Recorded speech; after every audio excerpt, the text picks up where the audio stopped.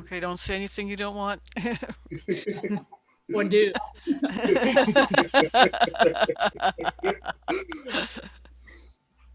All right.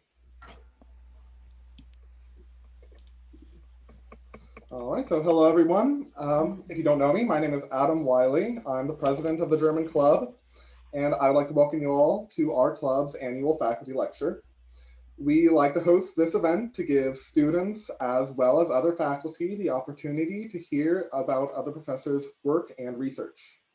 This event was originally scheduled for March, but with the arrival of COVID-19, we decided to cancel and try to do it this fall semester instead.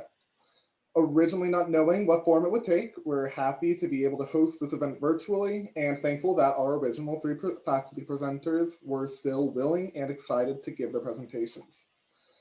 During the presentations, we ask that you respect the presenters by keeping your audio muted. Also, if you choose to keep your camera on, please refrain from making any visual distractions. If you have any questions you would like to ask the presenters, please write them into the chat and they will be addressed during the Q&A after the final presentation is complete. Make sure you include in your question the name of the presenter who you are addressing so we know when the question is asked. Today, the three faculty members sharing their research with us represented the Japanese, German, and French programs. Since the Japanese major program was just added this last year, we would like to offer our congratulations by inviting Dr. Agnew, assistant professor for the Japanese program, to present first. And so I'd like to go ahead and welcome our first faculty presenter, Dr. Agnew. Thank you very much. So can I share the PowerPoint? Yes, you should be able to do that with the screen share. All right, so I'm gonna.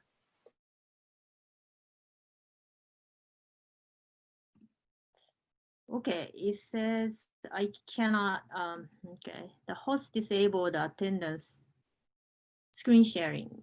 You might have to make Junko, Eliana, and Frau Jensch, Nancy, Frau Jensch, I don't know why I'm doing this, co-hosts. Oh, do I? Okay, let's try to do that.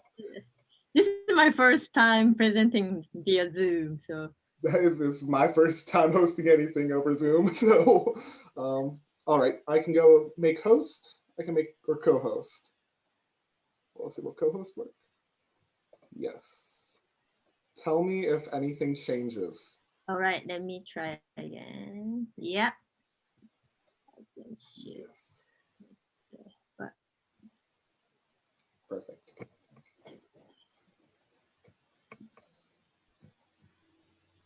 Okay, so my name is Junko Avenue.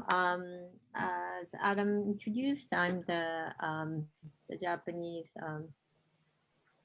assistant professor of the Japanese program. And thank you very much for inviting me to this wonderful event. So the topic of today's presentation is the language politics of Manshukoku. So I will explain what Manshukoku is a little bit later. But it was a Japanese former colony in Northeast China. So before talking about actual research, I want to explain a little bit about the research, my research interest in general, which is the role of the Japanese language in the cultural politics of the colonial state of Manchukuo. And then those are a couple of questions that I will address in this presentation. The first one is, how did writers in Manchukuo understood the role of the Japanese language? So it was Japan invaded, occupied this region. So there are a lot of Chinese in the region, like occupied by Japan. So I'm interested in how the language played a role in this context, and how is their understanding of the language reflected in their works. So for this project, I'm going to look at both Chinese and Japanese writers and their works to see how they reacted to Japanese, language policy.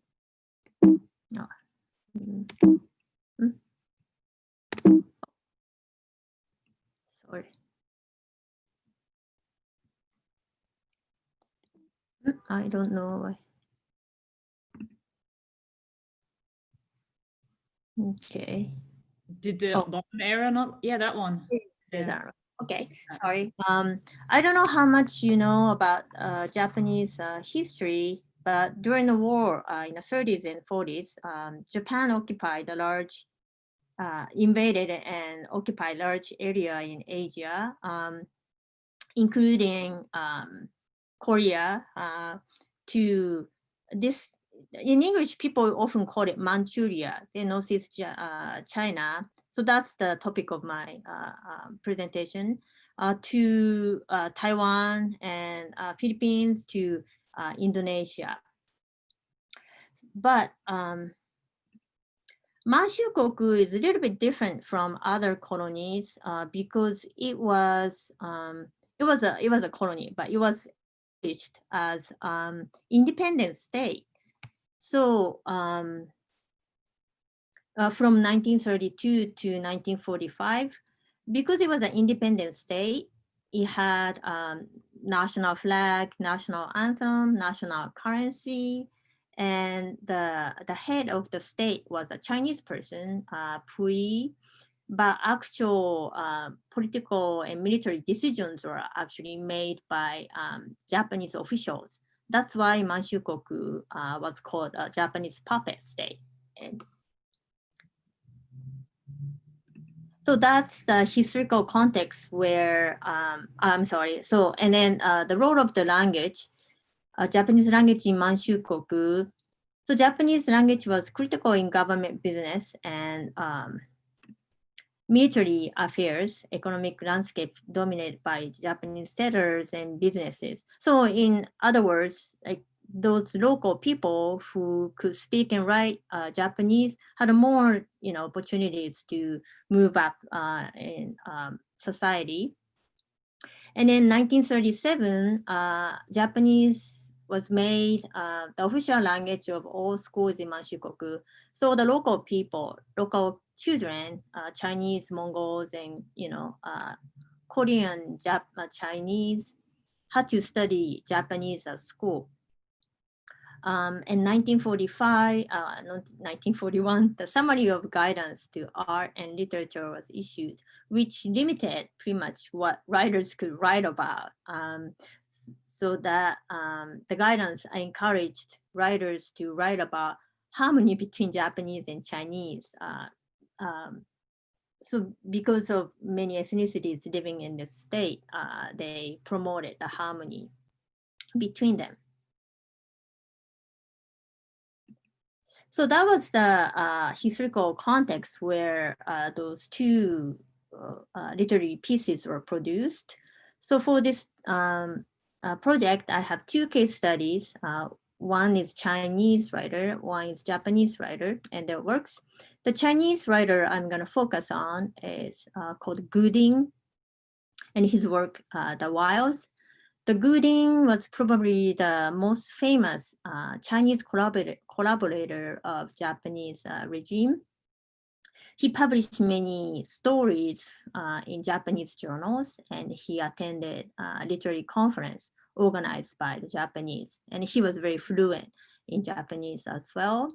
And then Japanese writer Hinata Nobuo, he used to work in a Japanese railway company.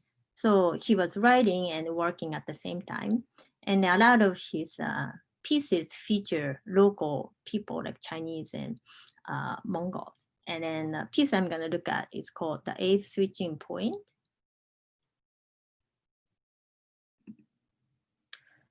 So these two texts have similarities, which are the frequent communicative failures, such as miscommunications and lies and rumors. So I'll suggest that these communicative failures in the stories illuminate the two authors' different understanding of Japanese language's role in a colonial context. So first, we're going to look at a Chinese piece by Gu Ding called The Wilds. So Wilds is a story about a Chinese young man who did a study abroad in Japan. And he just came back to China, but he was shocked by the gap between Japan and China.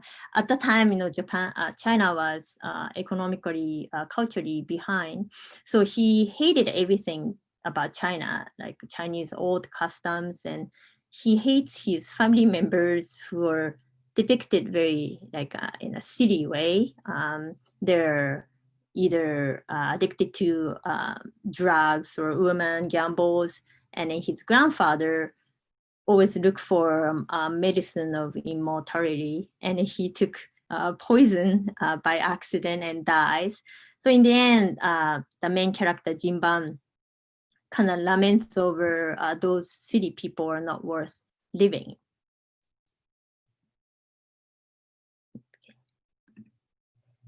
So the miscommunication in this piece is between Jinban, the main character, young Chinese man, and his grandfather.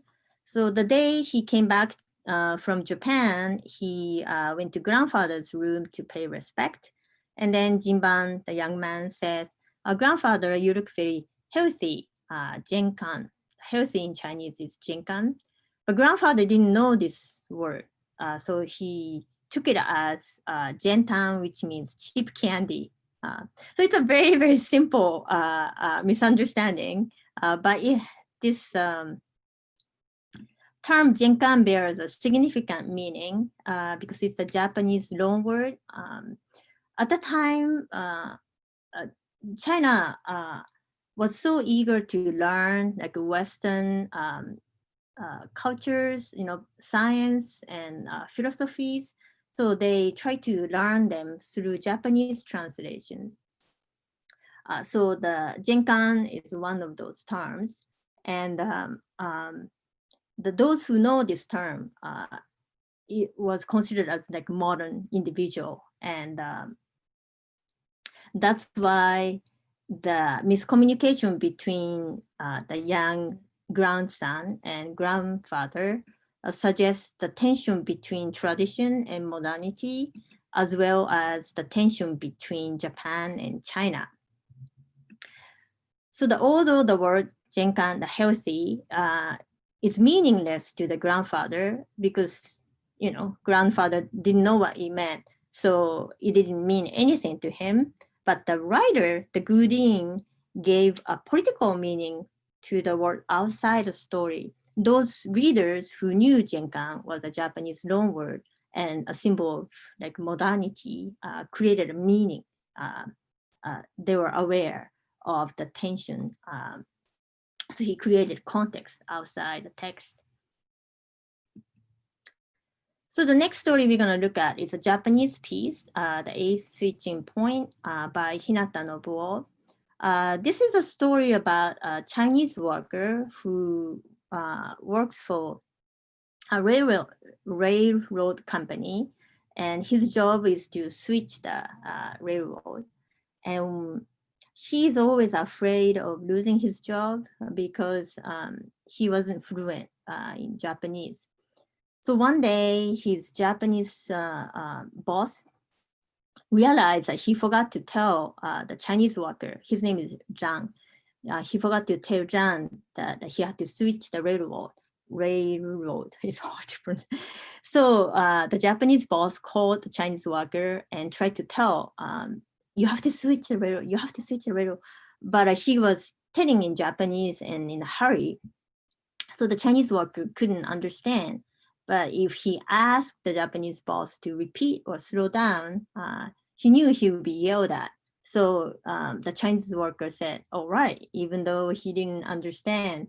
And that caused an accident. He didn't lose his job in the end, but he had to live in the fear of losing the job, like constant worries. So the miscommunication in this piece is just as I explained, the miscommunication between Japanese boss and the Chinese worker, Zhang.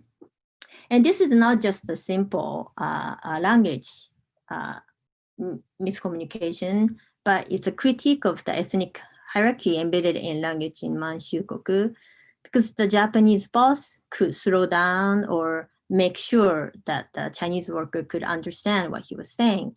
But he refused to do that because deep down he knew if something happened, the Chinese worker would be the one who'd be blamed. So he was very arrogant. So it's the miscommunication is the embodiment of this power relationship between the colonizer and colonized. So the similarities between the two texts indicate like both authors kind of skepticism about the language. Okay? They felt the language was not very reliable. That's a reflection of the gap between political propagandas and reality.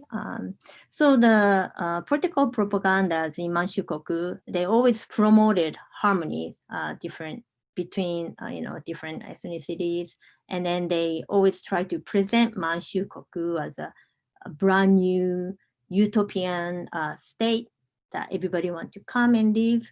But in reality, there were constant ethnic discriminations, and the military sometimes massacre local people or hurt them. So both writers were aware of this gap between the propagandas and reality. But at the same time, the miscommunications in this text also suggest the differences between the two writers and their understanding of the role of language. So for Gudin, Chinese writer, the imposition of Japanese language is an opportunity for modernizing Chinese language. So as I said, at the time, China was eager to learn Western thoughts and try to modernize them. So for Gudin, Japanese influence on Chinese language was not always a sign of defeat or cultural loss, but an opportunity to change, transform Chinese into more modern language.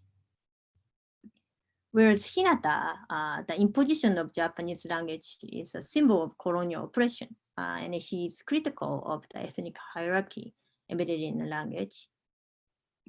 So in conclusion, so although Hinata's humanitarian position is evident in the story, he does not seem to be aware that what allowed him to publish a story like The Eighth Switching Point is his position as a Japanese colonizer.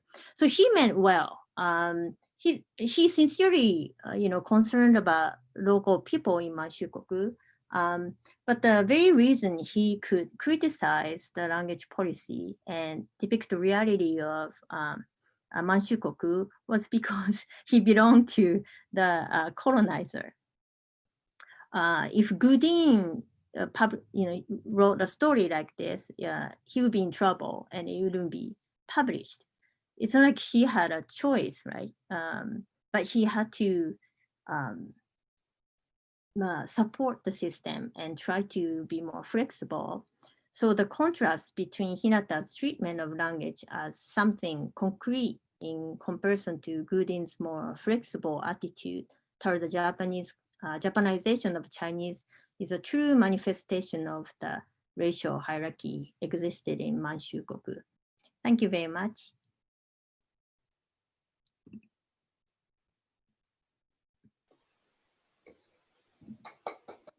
Thank you, Dr. Agnew, for your presentation. I personally found it interesting as a history major, Oh, the historical overtones in your presentation, so I like that. If anyone does have any questions, please write them into the chat and they will be brought up at the end. Make sure to say that your question is for Dr. Agnew. Next, I would like to introduce Frau Nancy Jentsch, who I'm sure most of you are already acquainted with. She retired last semester from her position as lecturer for German, and she was also our club's faculty advisor since she herself founded the club in 2008. So we're happy to have pulled her away from her retirement to participate in our 2020 faculty lecture. And so now I would like to welcome Frau Nancy Jensch. Danke. Thanks, Adam. It's really kind of cool to be back. Been looking forward to this presentation. I want to thank the German Club for continuing this tradition, and a call out to, she's not here, but Jane Nutter, who was a German minor who had the original idea for these faculty presentations, and that was really super. So am I able to share my screen, Adam? Can't hear you. Sorry, I added you as a co-host. Okay, okay, that should be fine then. Yep, there we are. All right, so.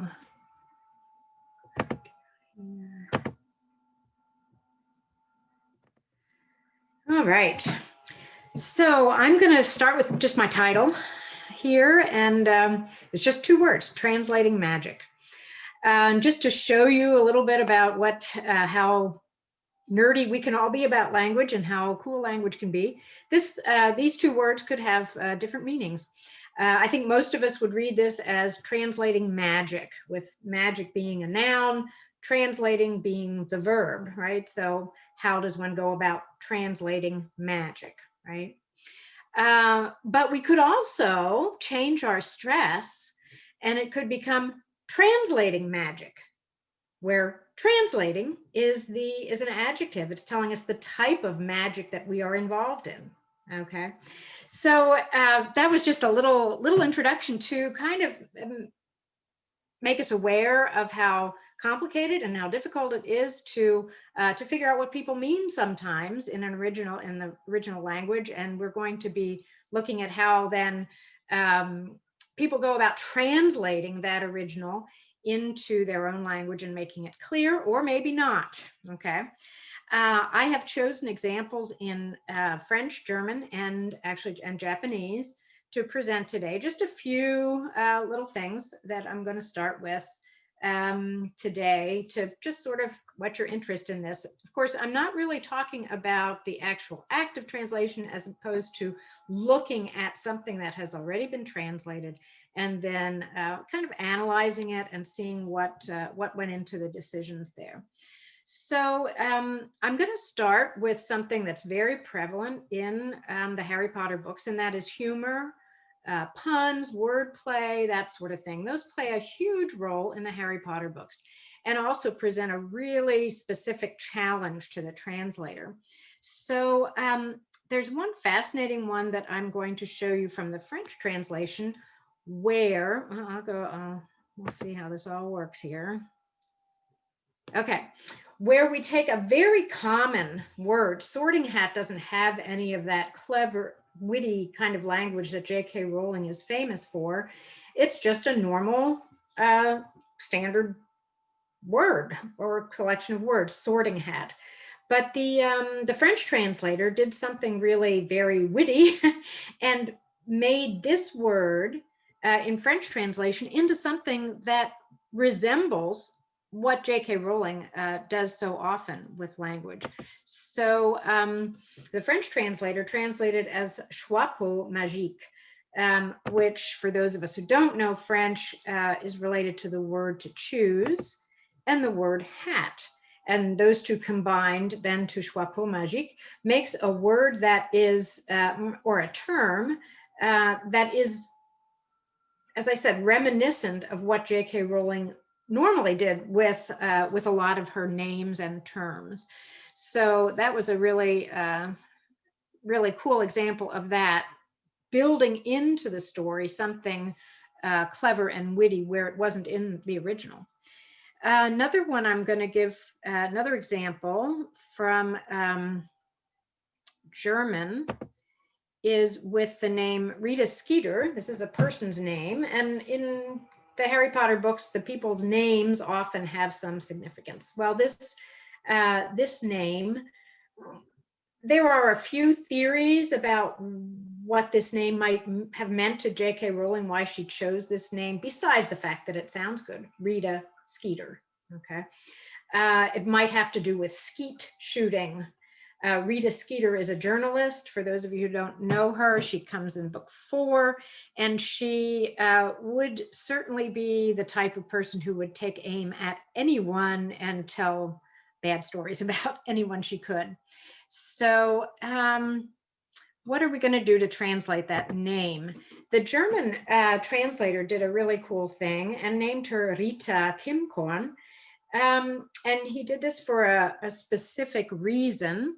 Not only does Kim Korn sound really cool because of the alliteration, but the words Kimme and Korn are the names of the 2 sights on a rifle that you have to look through to aim your rifle.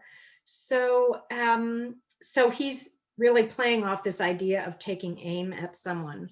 And even if you were unfamiliar with that terminology, which isn't as common as this expression, jemanden aufs Korn nehmen, in German means to take aim at someone. So most Germans would at least be able to recognize that part of the name. So that was kind of a cool, cool way that he got into the character and expressed that well in her name. So those were the examples I was going to give. Oh no, I'm going to go to the Japanese one next, if I'm not mistaken. No, I am not going to the Japanese one next. One more before I get to the Japanese one. One other thing, and this kind of ties in a little bit with what Junko was talking about with the relationship between language and character, you know, describing a character or understanding a character in relation to their language. Of course, in the Harry Potter books, you find that somewhat with dialect, because some of the characters speak in a dialect, one dialect or another. This is another example, a little bit more unusual example. This is English, by the way, what I have on the screen now. But one of the characters in the books by the name of Ron comes from a large family, and he never has enough to eat, okay? So when he gets to school, to the boarding school, they have these huge feasts, and he stuffs his face with food. And of course, when he stuffs his face with food, he can't speak very clearly. So he says this. And what he's actually saying, we find out in a few lines further in the book. This is in book 5 at the beginning. He's actually saying, how can it know if the school's in danger if it's a hat? If you're not involved in Harry Potter, that the hat is, we're back at the Sorting Hat a little bit. Okay, but that's a quote from the book. So J.K. Rowling, in addition to doing these word plays and puns and newfound words and playing with names, she also likes to draw readers into her books by giving them riddles and puzzles. So a few pages into the book, Ron is still stuffing his face with food, and he says this. And J.K. Rowling never tells us what that is supposed to mean. Okay. I'll tell you now, and then we'll look at the translations, because then the translators had to do something with that. They had to figure out what that meant, okay, just like the readers. So it's really, no, I didn't mean to upset you, is what Ron is saying. No, I didn't mean to upset you. He's speaking to one of the house ghosts at that point. So translator obviously has to understand that, and I have the Spanish, French, and German equivalents there, where the translators took what they assumed was the meaning of that sentence and made it into what someone would say with their mouth full. And then I have the standard language there. So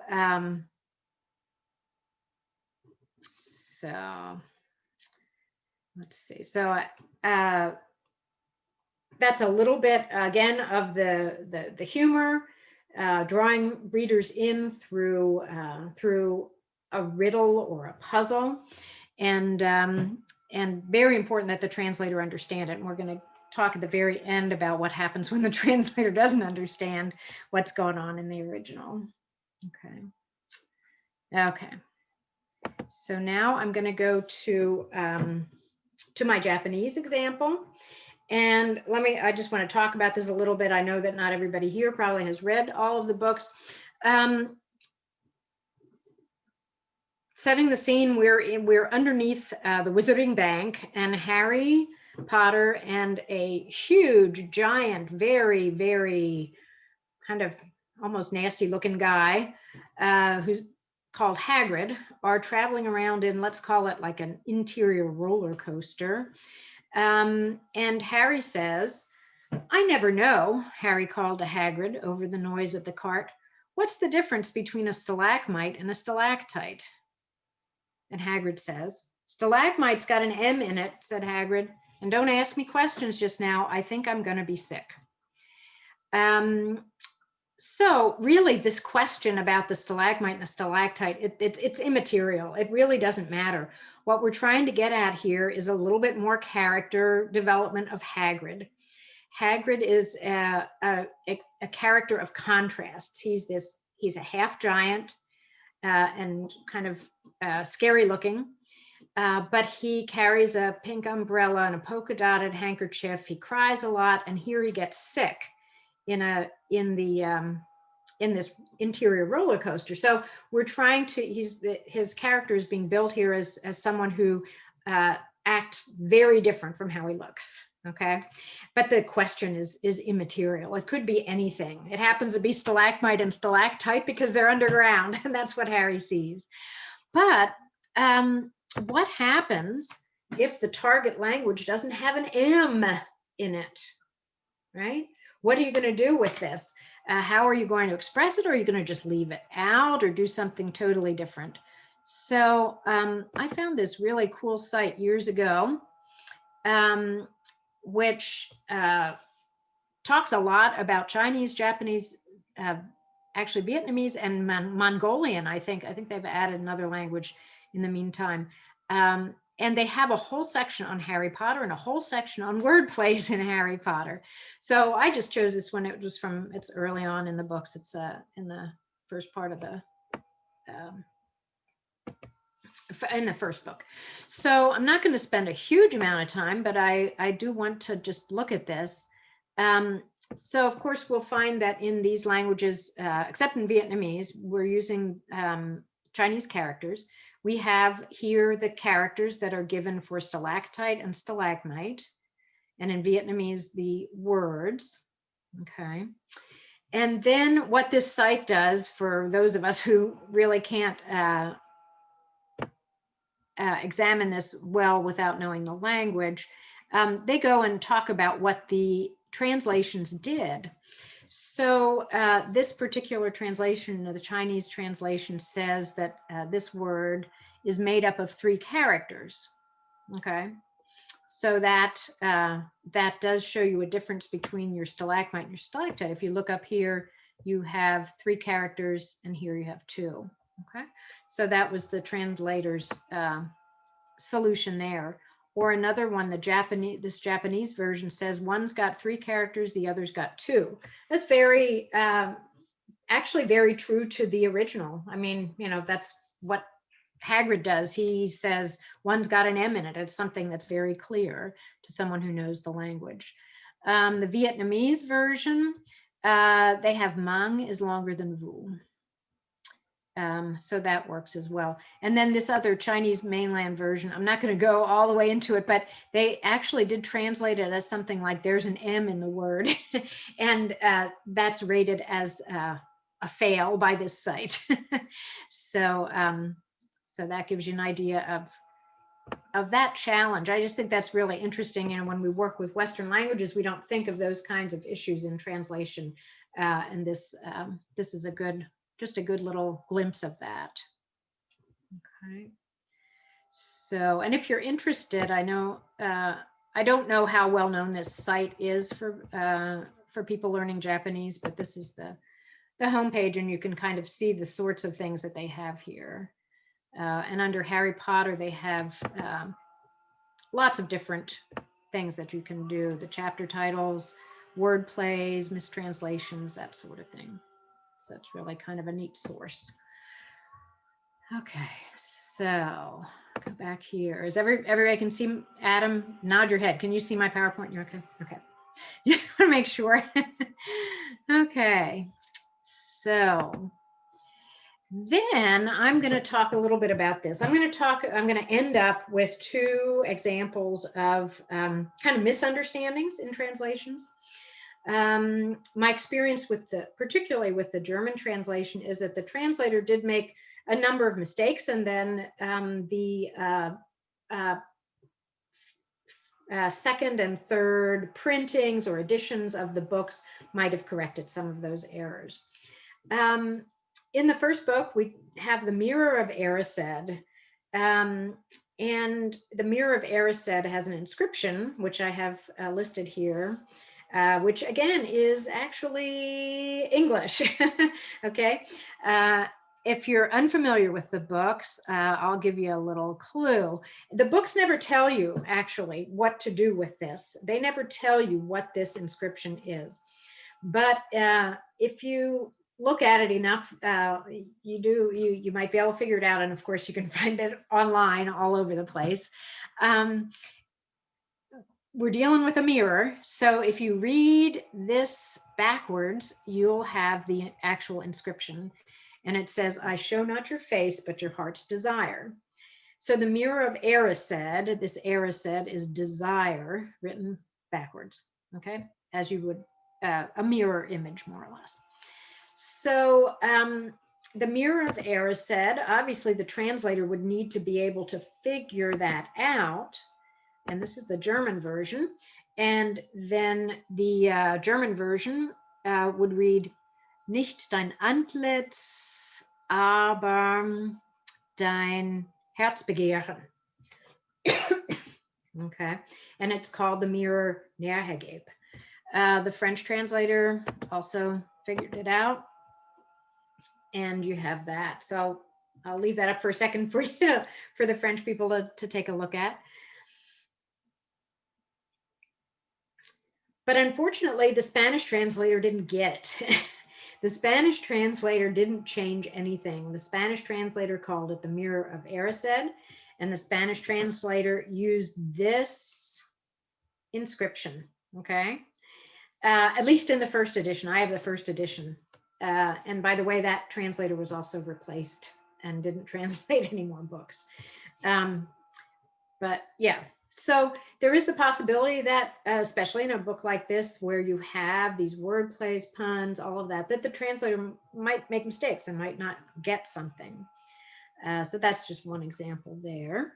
And then I'll close with something else. Yeah. So in the books, the young people who are at boarding school play a game called Exploding Snap. And Snap is a British card game for children. It's a standard game. You can have a number snap or an alphabet snap or an animal snap, all kinds of different types of snap. And so that's fine. But the German translator, I'm going to assume it was a mistake when it happened the first time, translated it as Snape explodiert. That's the name of the game that he gives us. And that Snape is, if you don't know the books, it's the main villain in the early books, okay? Or one of the main villains, I guess you could say. So it becomes a person that the young people at school would love to see explode, okay?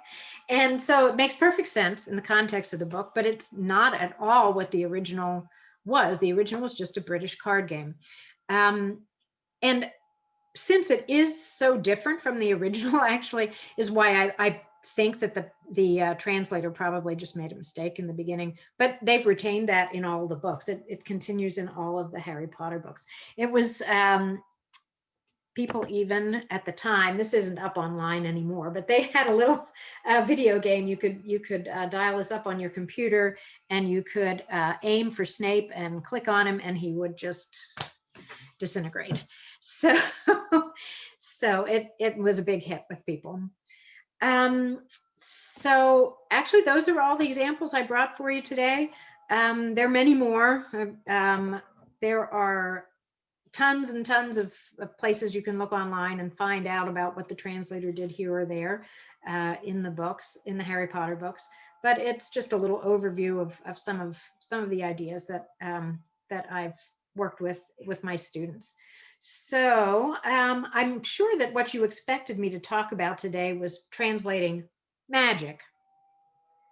But I hope that you've actually been enchanted by a bit of translating magic. Thank you.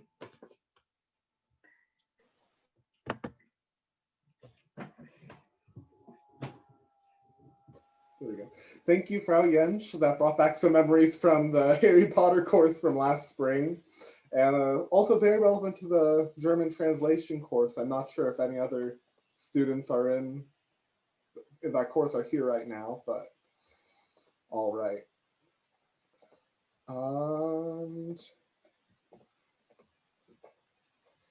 Let's see, next we have our final presentation from Professor Ileana Rosales Figueroa. She is a lecturer in the French program. So I'd like to welcome Professor Figueroa. Yeah, thank you so much for having me. Can you guys hear me? Yes, okay. So I would like to share a PowerPoint. Yeah, it's here. Okay, awesome. Can you guys see it? So let me just, okay. So I'm gonna start with the title, just to give you a little bit of introduction about urban walking. So the first visual figure that comes to mind when talking about urban walking is the flaneur, first appearing in Baudelaire's 19th century urban poetry and later analyzed in the 20th century writings of Walter Benjamin. So the flaneur is, it's a walker who patrols the city with a certain hauteur. He is the product of his apparition figure, the product of the 19th century. The distinctive view of the center of Paris today is largely the result of all the renovations that the city went through in 19th century, commissioned by Napoleon III. I want to show you an example of a poem that deals with, that talks about the flaneur. In this case, is a woman. I love this poem. And it's called À une passante and is written by Baudelaire in 1861. And in the street, the poet sees a passing woman and he is dazzled by her beauty and nobility. When she suddenly disappears into the crowd, the poet becomes discouraged. But despite the brevity of the moment, he feels deeply touched by the experience. And in this poem, with beautiful words, he tells us that experience. And this picture, this painting is usually accompanies the poem in anthologies. So this is the flaneur of the 19th century. In the 20th century, the modern city changes. There's more sensory stimulation. So that turns the city explorer into a person more alert of his physical surroundings. And that's what we're gonna see with Dany Laferrière's novel. So he was born in Port-au-Prince in 1953, where he worked as a journalist before moving to Montreal to escape the Duvalier regime. So the title is Le Cri des Oiseaux Fous. It's an autobiography, okay? And again, this happens during the Duvalier's dictatorship. During this time, Haiti experienced increasing international isolation, friction with the Dominican Republic, and a huge exodus of Haitian professionals. The regime was characterized by corruption, human rights abuses, unemployment, poor living conditions, and the lack of political freedom, among many other things. So in this novel, in Laferrière's novel, the protagonist, named Danny, and nickname Vieux Sot, is a flaneur in the sense that he walks in the streets of Port-au-Prince and experiences an increase of visual domain that forces him to react and analyze what he is observing with great detail. Now, let me talk about a little bit about the plot of the novel.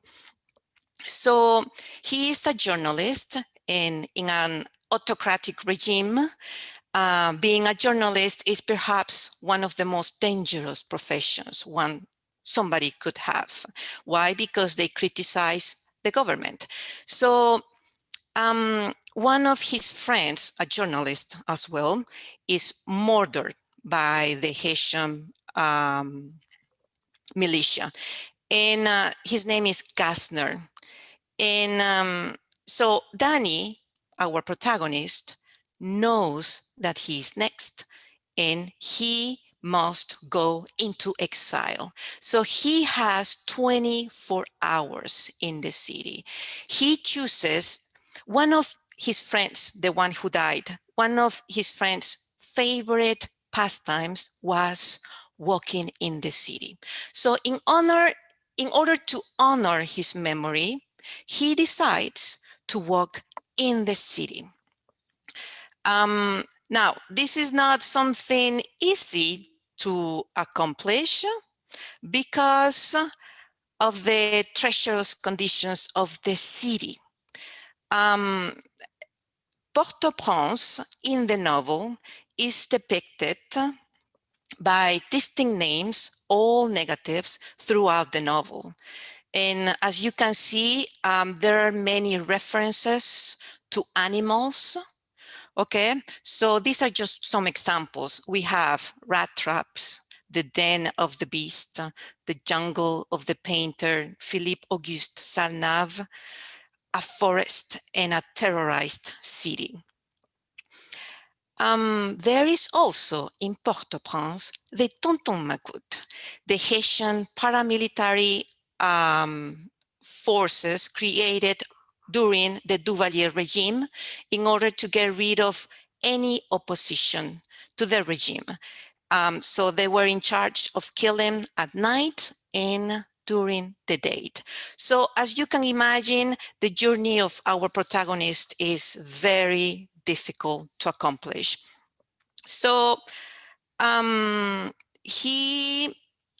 let me see, where am I? Okay, so one of the key texts to analyze urban walking is the book, The Practice of Everyday Life by Michel de Certeau. In chapter 7, entitled Walking in the City, de Certeau compares the act of walking with the speech act, from which he argues that walking appropriates the urban space just as the speaker appropriates the language. And he says that the act of walking has three functions.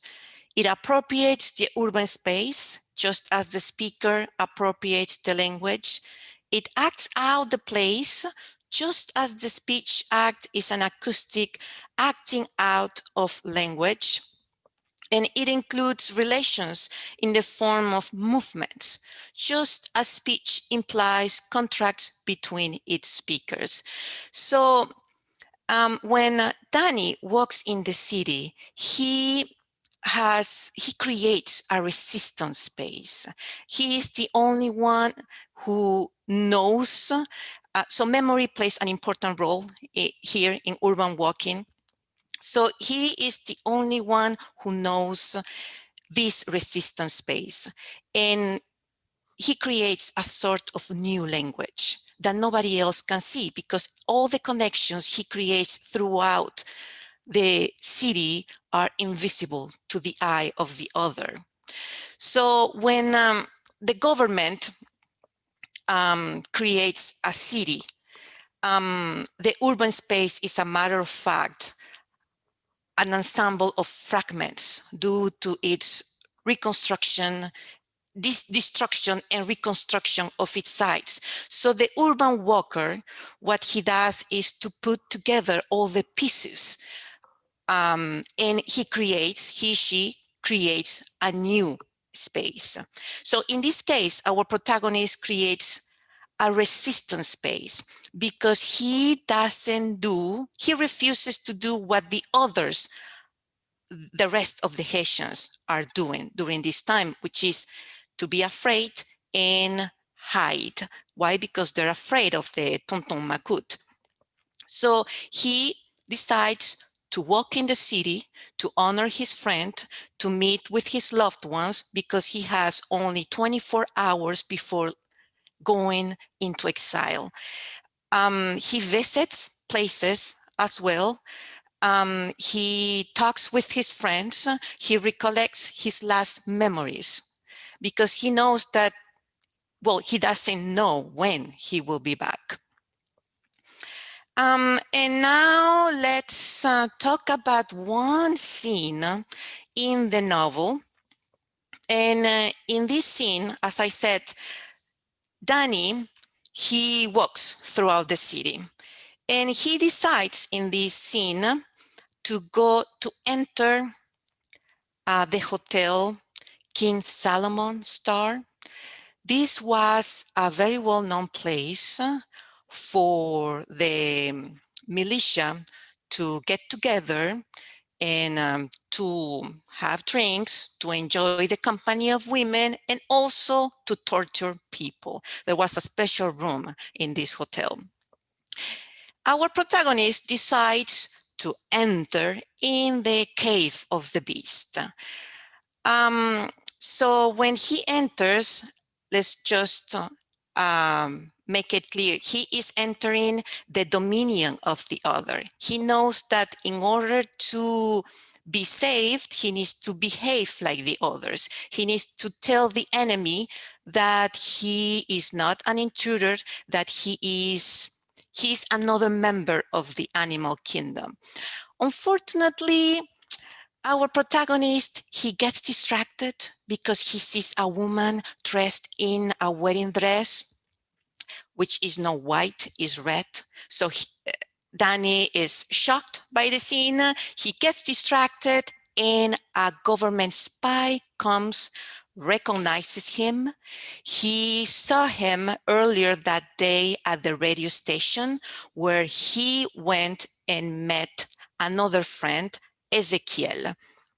So in this excerpt, he says, well, I recognize you. You were with Ezekiel, and he starts laughing.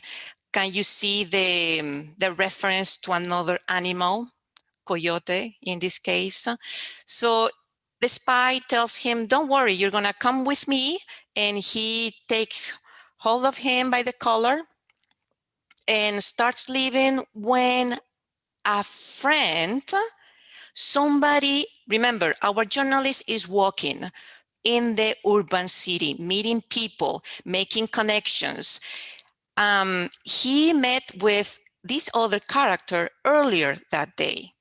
So when he sees this scene, this character is called, his name is Le Frère de la Nuit. He sees him, he comes, and then he tells the guard, wait a minute, if he was at the radio station, it's because he was following my orders. So basically, he was also working for the government. And the spy in this scene knew Le Frère de la Nuit. So basically, thanks to him, our protagonist is saved. But again, he was saved because he met this other character earlier that day when he was walking in the city. So in the modern city, walkers need to make use of everything they can. And there is another critic that talks also about the chaos of the modern city. And he says, the man in the modern street thrown into this maelstrom is driven back on his own resources, often on resources he never knew he had, and forced to stretch them desperately in order to survive. In order to cross the moving chaos, he must attune and adapt himself to its moves, must learn not merely to keep up with it, but stay at least a step ahead. He must become adept at sudden, abrupt, jagged twists and shifts, not only with his legs and his body, but with his mind and sensibility as well. And that is also what our protagonist does in the urban city. His movement is always, his body is always in movement, but also his mind. He thinks all the time. He refuses to think about politics. That is the government's favorite topic. He thinks about his loved ones, about his father, who also had to go into exile when he was a child because of the Duvalier regime. So his body and his mind are creating a resistance space. So I would like to finish with this excerpt at the end of the movie. I'm sorry, at the end of the novel. So he says, I just understood. I had the need to be on the edge of the abyss to become a man. The night of all initiations, I am aware of being, at least for this night, the pivotal element of the city. Everything vibrates around me. A big wind brings everything along its way, men, plants, beasts. People scream, cry, shout. I calmly walk in the center of the chaos. So it is important to highlight that Danny challenges the political system in two ways. First, through his anti-government writings against the Duvalier regime when he was a journalist. And second, through his mental and physical movements along the streets of Port-au-Prince. Since the urban space is projected as a marvelous and enigmatic world where everything is possible, the main character assumes the role of a solitary hero who is able to navigate freely in the jungle. While moving in different directions, physically and mentally, our journalist creates a network of relations that has neither beginning nor end.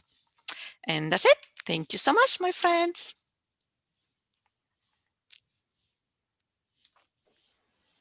Thank you, Professor Figueroa. That was our last presentation for today, and we do have a few questions I've gotten for, let's see, first from, so I'm going to say Dr. Remer to Dr. Agnew.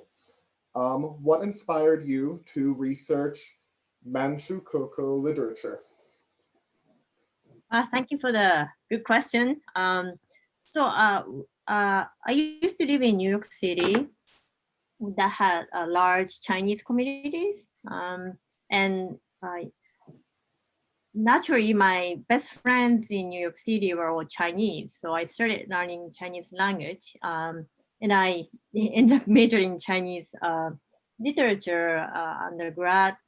So when I went to graduate school, I was browsing, the university library, and then I found this book about Manshukoku. I was looking for the topic for my, research paper, and I took it out, and because I was always looking for research that I could utilize both Japanese and Chinese. And when I found this book about Manshukoku, I feel like, oh, that's it.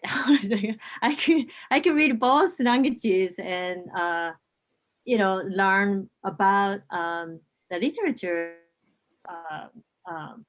Very unique state, right? It lasted only for 14 years. That's why I decided to choose this topic. All right, our next question, also for Dr. Agnew, this time from Dr. Filer. What happened to people who violated the censorship of 1941?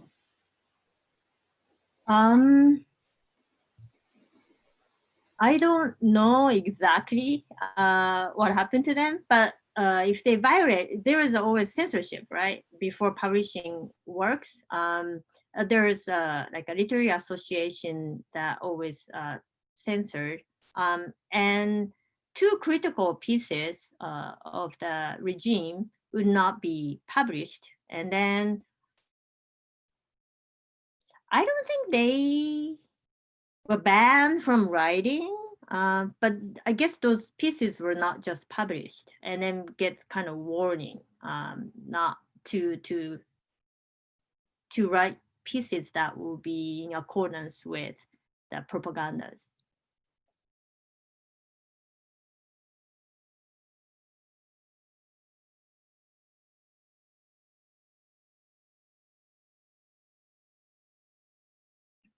I guess you need to turn. There we go.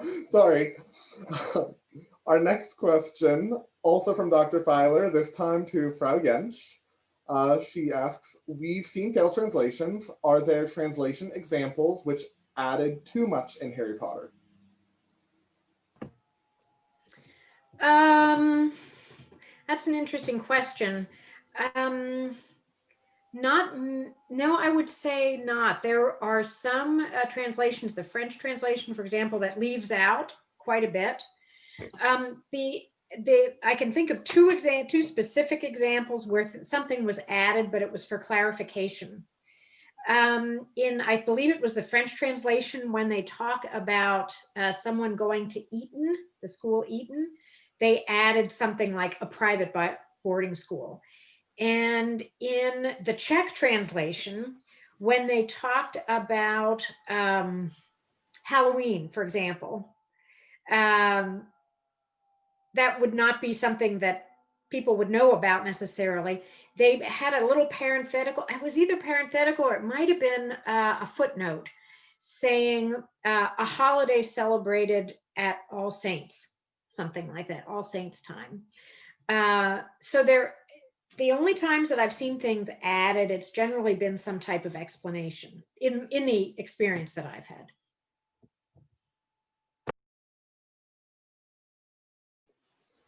All right, our next question, also from Dr. Filer, to Professor Figueroa. If the walking in the city is remembrance, what is the gaze then? The gaze, you mean when the eyes, you mean? Yes. Well, our protagonist, sorry, thank you.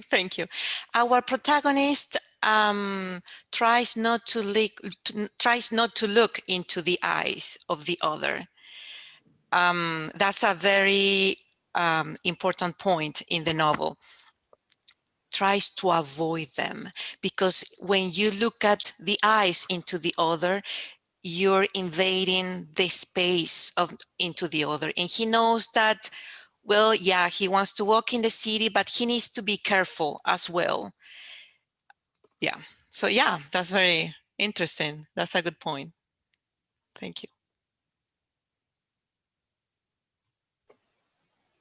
Alrighty, and now this is the last question, unless someone else adds something from Frau Jensch to all again for Dr. Agnew. Are there any traces of Japanese language or culture in Manchukuo today? Yeah, so I did a research, 1 year research in the former Manchukuo, which is 3 provinces in China. Yeah, of course, I try to see any remaining of Manchukuo period. And then some buildings that was built during the Manchukuo are still there, like libraries or the university, part of universities. So you could see the influences. And then if you go to Harbin, which is close to Siberia, a lot of buildings still there. So you could, I don't know, it's a mixed feeling. And it's interesting that when I went there, I met former Manchukuo writers, in their 80s and 90s. And because I could speak Chinese, I was speaking to them in Chinese. But they always talk back me in Japanese. That they were happy to practice their Japanese with me, and someone who took interest in their works. And that was an interesting experience there.